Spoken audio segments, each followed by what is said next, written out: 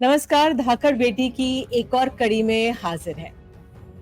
इस कार्यक्रम के ज़रिए हमारी पूरी कोशिश यही है कि अपने देश की उन लड़कियों, उन बेटियों, उन महिलाओं की कहानी सामने लाएँ, जो अपने देश के विकास में, प्रगति में योगदान कर रही हैं। और जो उनका योगदान है आर्थिक मायनों में नहीं, लेकिन सामाजिक, मानसिक, शारीरिक मानों में है। ये ऐसा योगदान है जिसका सबको ज़्यादा पता नहीं है। लेकिन हमारे गाँव देहात की महिलाएँ हों, शहरों की महिला बेटियाँ हैं, जो अपने स्तर पर ऐसा कार्य कर रही हैं जिससे हमें एक प्रेरणा मिलती है, सीख मिलती है। तो आपने गुलजान खानम से मुलाकात की, सीमा प्रकाश से मुलाकात की। आज हम आपकी मुलाकात करवा रहे हैं वर्षा वर्मा से। ये एक ऐसी महिला हैं, हमारे देश की ऐसी बेटी हैं कि जिन्होंने एक शव को एक जो सम्मान देना चाहिए, वो दिया। कोरोना के दौरान आपको याद होगा किस तरह की पीड़ा से पूरा समाज, पूरा देश, दुनिया गुज़री। हम अपनों को अंतिम संस्कार के लिए नहीं जा पा रहे थे। ऐसे में वर्षा ने जो कार्य किया है, उसकी बहुत सराहना की जाती रही है और साथ ही उन्होंने उसके बाद भी ये अपनी कोशिश जारी रखी।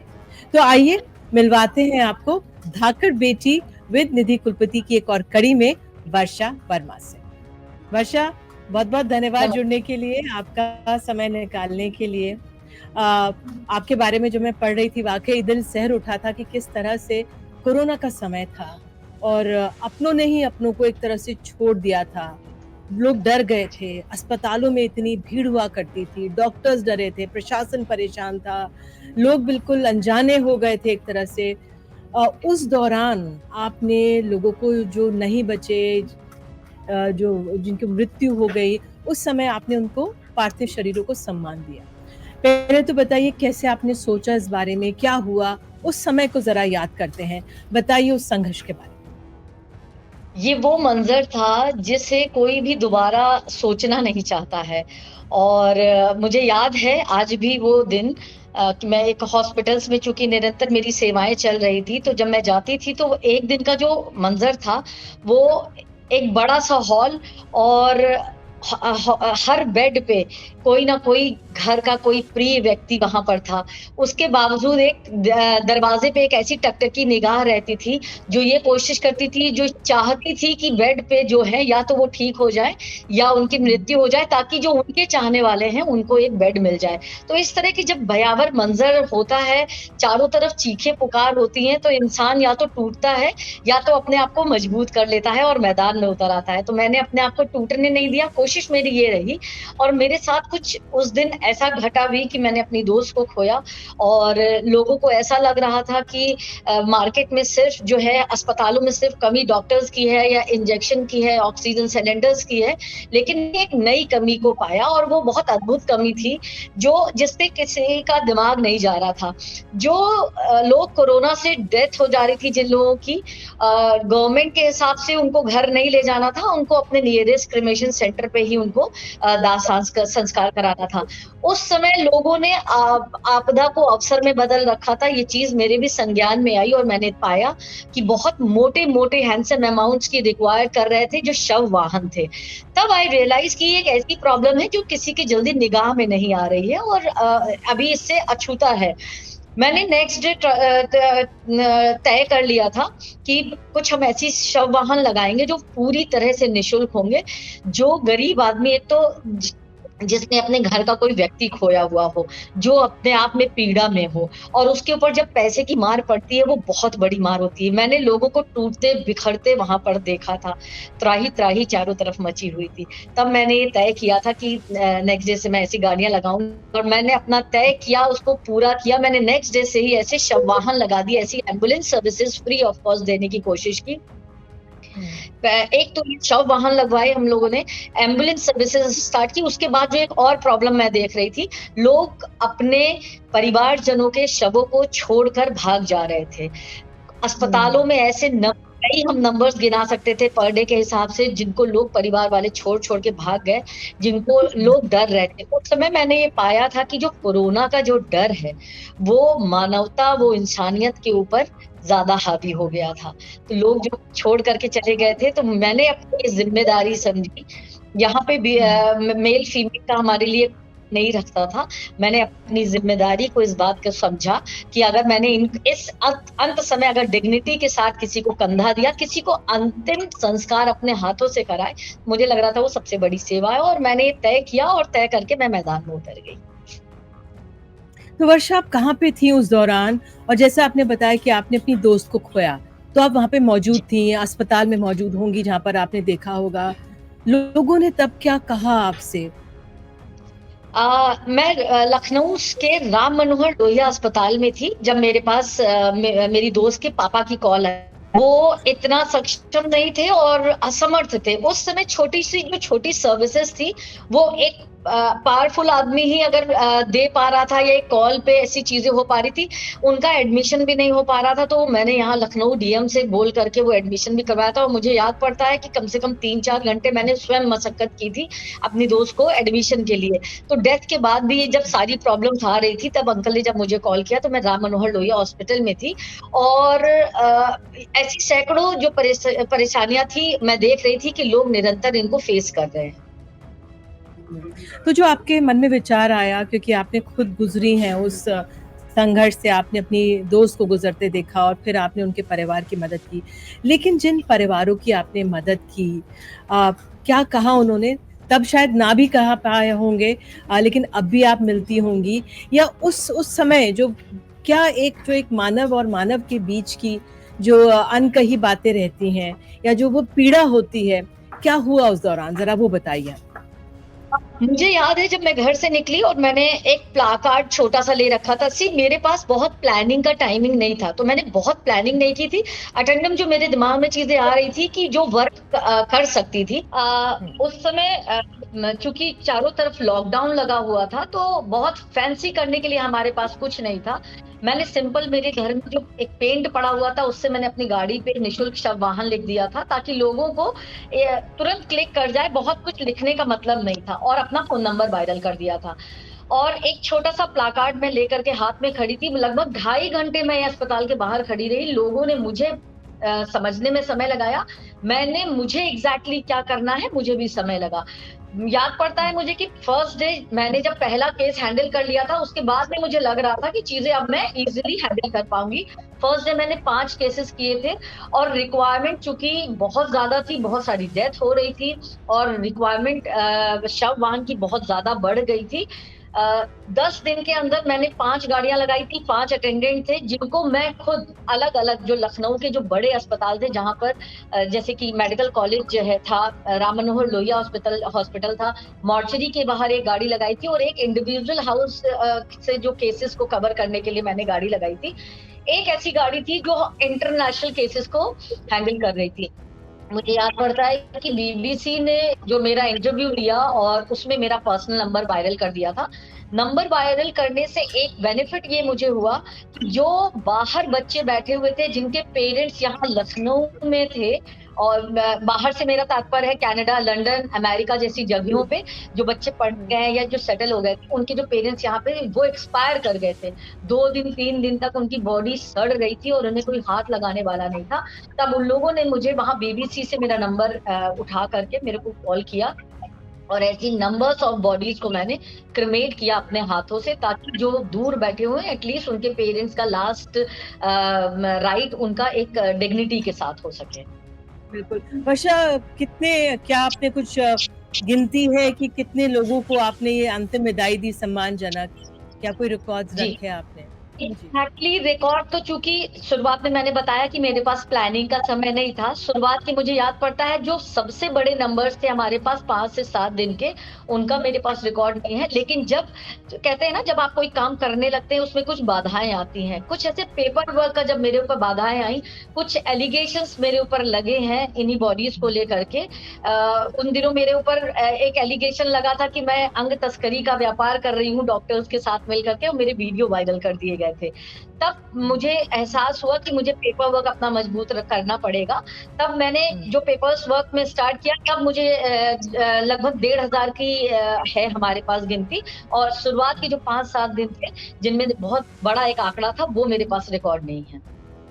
बिल्कुल वर्षा, और मैं अब जो थोड़ा आपके बारे में पढ़ रही थी, वो ये भी पढ़ रही थी कि आपका जो एक एनजीओ है जिसके तहत आप काम करती हैं और जो महिलाएँ और बच्चे जिनका शारीरिक शोषण होता है, उनको भी रिहैबिलिटेट करती हैं। थोड़ा ये बताइए कि इस समय आप ये इस पे किस तरह से महिलाओं, बेटियों और बच्चों की मदद कर रही हैं? सबसे पहला जो मेरा स्टेप है, मुझे लगता है कि कोई भी बच्ची अपने आप सशक्त हो जाती है अगर वो शिक्षित हो पूरी तरह से। तो मेरा ये रुझान रहता है कि मैं गाँव में और अलग-अलग जा कर के लोगों को ये बताऊँ।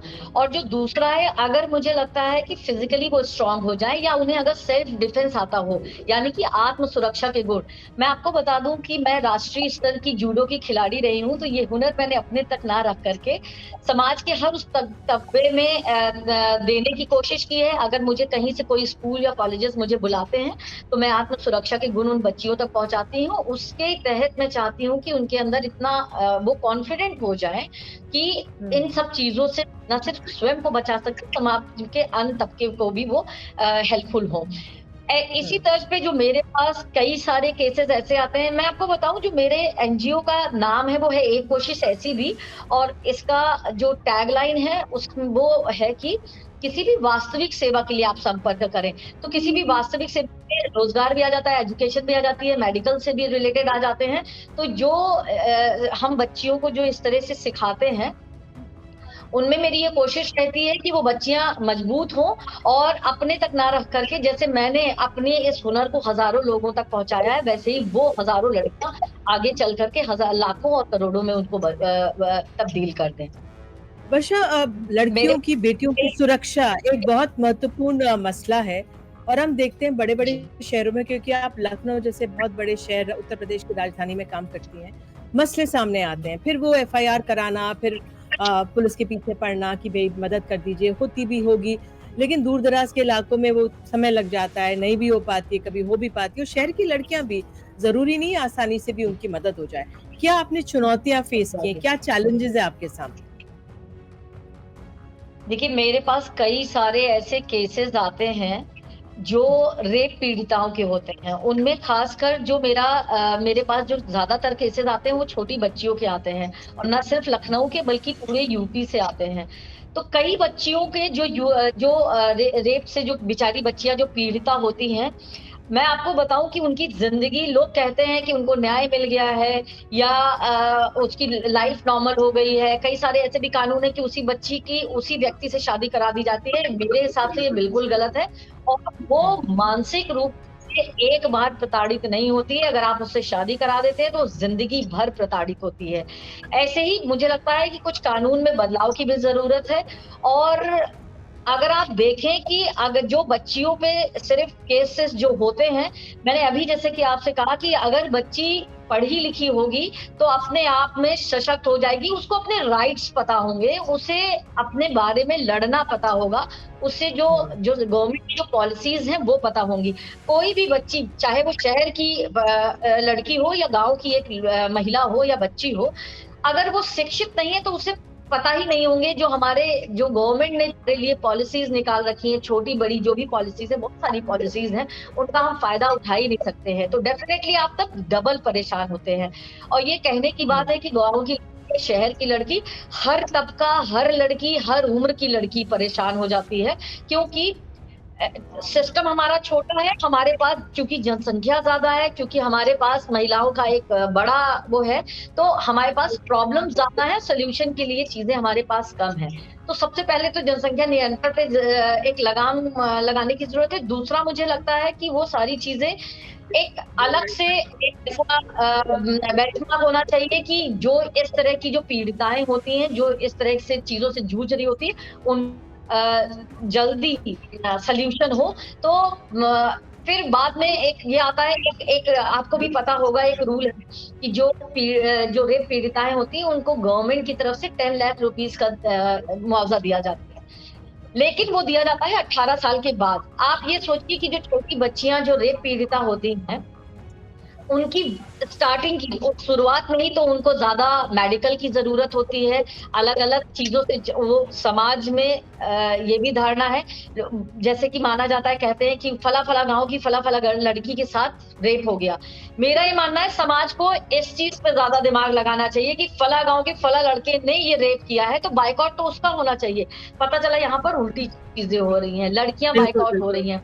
बाय ये बहुत देखिए, तो ये महत्वपूर्ण बात आपने कही कि आपने बहुत महत्वपूर्ण बात कही कि 18 साल के बाद 10 लाख रुपए मिलते हैं। और लेकिन जब वो एग्ज़ैक्टली। बलात्कार से पीड़ित होती है, उस समय के लिए नहीं होता। लेकिन आपका अंत में मैं सुझाव जानना चाहूँगी, आप प्रशासन को, सत्ता पक्ष को क्या सुझाव देंगी? क्योंकि जो केसेज़ से आप डायरेक्टली डील कर रही होती, तो क्या जी। सुझाव है आपका सत्ता पक्ष से? सुझाव मैं अपने एक्सपीरियंस पे देना चाहूँगी, क्योंकि मैंने कई सारी बच्चियों को ऐसे केसेज़ हैंडल किए हैं। मैंने देखा कि शुरुआती तौर में इनके पास इलाज की परेशानियाँ आती हैं। ये बात ज़रूर है कि ये कोई ज़रूर कहेगा कि सरकार ने अलग-अलग अस्पतालों में हुँ। सुविधाएँ दे दी हैं, लेकिन कितनी मिलती हैं या बिचौलिए कितनी मिलने देते हैं, ये बहुत इम्पोर्टेंट बात है। तो बिचौलियों का ना होना, बिल्कुल। इस पे कड़ी निगाह रखी जाए। और हुँ। देखिए, जो गवर्नमेंट ने ये निकाला है ना कि 18 साल के बाद, ताकि सही उपयोग हो सके। इसमें हुँ। कुछ खामियाँ भी हैं। सही उपयोग आपने वो सोच तो लिया, लेकिन जब जिस समय मेन पीड़िता को ज़रूरत है, मैंने मैंने खुद ऐसे कई पेशेंट्स का इलाज सालों कराया है। तो जो सोचिए, जो सालों तक जिन बच्चियों का जो पेरेंट्स इलाज करा रहे हैं, शाहजहाँपुर का, सहारनपुर का मेरे पास जो केसेज़ आए थे, वो एक चाट का ठेला लगाते थे पापा, उसके चाट का ठेला कैसे लगा सकते हैं जब वो साल भर तक यहाँ पे इलाज करवा रहे हैं। फर्स्ट प्रायोरिटी में इन केसेस को डालना चाहिए, इनके लिए अलग डॉक्टर्स निर्धारित होने चाहिए। उनके मल्टीपल ऑपरेशन होते हैं, उनके वेजाइना, उनके इंटेस्टाइन पूरा बर्बाद हो चुका होता है, एनल एरिया से उनका पूरा ऑपरेशन होता है, उनके पेट पे एक कट लगाया जाता है, जहाँ से उनका यूरिन और उनकी पॉटी लगातार बाहर आ रही होती है। देखिए, जो रेप करता है या जो एक आम जनता है ना, वो इस चीज़ों को देखती नहीं है, उसे पता नहीं होती है कि एक रेप पीड़िता किन-किन चीज़ों से जूझती है। तो ये सारी चीज़ें मुझे लगता है, और फिर उसको लाइन लगना पड़े, सरकारी अस्पताल में उसको पर्चा बनवाना पड़े, वो बेचारी बैठी रहे, ना वो खेल सकती है, ना पढ़ सकती है, उसकी तो लाइफ हेल हो चुकी होती है। तो इनके लिए मुझे लगता है एक अलग डिपार्टमेंट, एक अलग डॉक्टर्स की टीम होनी चाहिए, जो फर्स्ट प्रायोरिटी में सिर्फ़ और सिर्फ़ इन्हीं बच्चों को हैंडल करे, इन्हीं बच्चों को केसेस को देखे और इन पे ही रुझान हो तब तक, जब तक वो बच्चा पूरी तरह से ठीक नहीं हो जाए। मेरा एक अच्छा, बहुत ये जी, बहुत जी, महत्वपूर्ण मेरे सुझाव आपने दिए हैं। जी। बारे में ध्यान देना चाहिए। मैंने उनका दर्द देखा है, मैंने उस दर्द को जिया है। हुँ। जी, बिल्कुल। वर्षा, अंत में ये कि तो ज़मीन पर क्या अभी आप देख रही हैं हमारे हॉस्पिटल्स वग़ैरह में जो स्थितियाँ हैं, अब कानून बना दिए गए हैं बलात्कार की पीड़ित लड़कियों के लिए और तमाम चीज़ें, लेकिन ज़मीन पर इस समय क्या है? भारी कमी है या है लेकिन वो मिल नहीं पाती है अमूमन सबको? बिल्कुल, 2 चीज़ें हैं या यहाँ आप पर। जैसे लोगों की मदद चाहिए होती है? हाँ, डेफ़िनेटली। 2-3 चीज़ें हैं, मैं आपको बताऊँ कि चूँकि निरंतर मैं अस्पताल में जाती रहती हूँ, सरकारी अस्पताल और प्राइवेट हॉस्पिटल में जो एक धारणा थी, वो बहुत बड़ा बदलाव आया है। अब आप किसी भी सरकारी अस्पताल में जाइए, तो आपको प्राइवेट जैसा फ़ील होगा। ये एक पॉज़िटिव बात है, ठीक है? सुविधाएँ दी जा रही हैं, निरंतर दी जा रही हैं। गवर्नमेंट बहुत ज़बरदस्त लगी हुई है कि उनको निःशुल्क सारी चीज़ें दी जाएँ। आप अस्पतालों में जाइए और आपकी सारी जाँच निःशुल्क होती है, आपके सारे दवाई का खर्चा भी निःशुल्क होता है, मात्र ₹1 का पर्चा बनता है। पॉज़िटिव साइड बहुत सारे हैं, बहुत सारी जो सुविधाएँ दी जा रही हैं, लेकिन इसका एक जो नेगेटिव साइड है, जो हम लोग समझ नहीं रहे हैं। हम लोगों के अंदर अवेयरनेस नहीं है। हमें बहुत सारी गवर्नमेंट सुविधाएँ दे रही है, लेकिन जब हम जानने की कोशिश ही नहीं करेंगे कि हमें सुविधाएँ क्या दी जा रही हैं, तो एक कॉमन सी बात है कि हम लोग भटकेंगे इन चीज़ों को लेकर के। और एक ये मेरा सीधा-सा मानना है कि आप बहुत जो गवर्नमेंट हमें बहुत सारी अच्छी पॉलिसीज़ दे रही है, लेकिन हुँ। आप एक छोटे से एग्ज़ाम्पल से समझिए कि अगर हमारे पास 5 बच्चे हैं और हमारे पास रोटी 1 है खाने के लिए, तो हमारे वो पाँचों बच्चे कुपोषित रह जाएँगे। और अगर हमारे पास 5 रोटियाँ होंगी और 1 बच्चा होगा, तो हमारा हँस-पुस वो बच्चा होगा। ये एग्ज़ाम्पल मैं इसलिए दे रही हूँ ताकि ये समझ में आए बात कि जनसंख्या निरंतर कितना बड़ा इस समय इश्यू है। अगर हमारी जो जनसंख्या नियंत्रित होगी, तो हमारे जो पॉलिसीज़ वो गवर्नमेंट दे रही है, वो सब तक लाभकारी होगा, सब तक पहुँचेंगे, तो हम हर व्यक्ति लाभकारी हो जाएगा। और सेकंड बात ये है, जो म हम लोग जो दिन भर मोबाइल में रहते हैं ना, तो रील्स के अलावा आप इन पॉलिसीज़ को जानने के लिए सोचिए, इन पे ध्यान दीजिए कि आपके लिए क्या राइट्स हैं। तो अगर आप इन दोनों चीज़ों पे ध्यान लगाएँगे, तो जो फैसिलिटीज़ हैं, वो हर आम जनता तक ये पहुँचेगी। कमी बिल्कुल, सिर्फ़ हमारे आप में बिल्कुल। नहीं है, बिल्कुल, हम लोगों को अवेयर होने की ज़्यादा ज़रूरत है। ठीक है, वर्षा आप हमारे साथ जुड़ी इसके लिए बहुत-बहुत धन्यवाद और जो आप प्रयास कर रही हैं, आपको और ताकत मिले और ऐसे ही आप बेटियों, महिलाओं, बच्चों की समाज की सेवा करती रहें। बहुत-बहुत धन्यवाद। बहुत-बहुत थैंक धन्यवाद यू। हमारे साथ जुड़ने के लिए। तो हमारी मुलाकात हुई वर्षा वर्मा से, हमने देखा किस तरह से इन्होंने जो शवदाह का एक नेक काम किया, जिनके अपने उनको नहीं उन तक नहीं पहुँच पा रहे थे और दूसरी तरफ जो लड़कियाँ और महिलाएँ जो शारीरिक शोषण के दौर से गुज़रती हैं, किस तरह से उनको मदद मिलनी ज़रूरी है। किस तरह से क्या सुझाव जो उन्होंने दिए हैं अपने आप में कि किस तरह से एक विभाग ही बना देना चाहिए, क्योंकि तत्परता से उनको मदद की ज़रूरत होती है। और ऐसे में अगर सत्ता पक्ष ये कार्यक्रम देख रहा है, तो जो उनका सुझाव था कि 18 साल के बाद 10 लाख रुपए की जो राशि दी जाती है, लेकिन कुछ उस समय भी मिल जाए, तो उस बच्ची का, उस परिवार का जो जीवन है, वो कुछ आसान हो जाए। बहरहाल आपको ये बता दें, धाकड़ बेटी निधि कुलपति के इस कार्यक्रम के लिए अगर आप ऐसी किसी बेटी, महिला को जानते हैं, जो अपने समाज के प्रति योगदान दे रही है, तो आप एक नंबर हम आपको स्क्रीन पर दिखा रहे हैं, उस पर आप जानकारी भेज सकते हैं। उनको इस कार्यक्रम में शामिल करने की पूरी कोशिश करेंगे। तो जो नंबर है, आप हमें व्हाट्सएप कर सकते हैं। नंबर आपके सामने स्क्रीन पर आ रहा है। नंबर है 8178999175। एक बार फिर से बता दें, आप व्हाट्सएप कर सकते हैं 8178999175। तो इसी के साथ धाकड़ बेटी विद निधि कुलपति के कार्यक्रम में इतना ही। नमस्कार।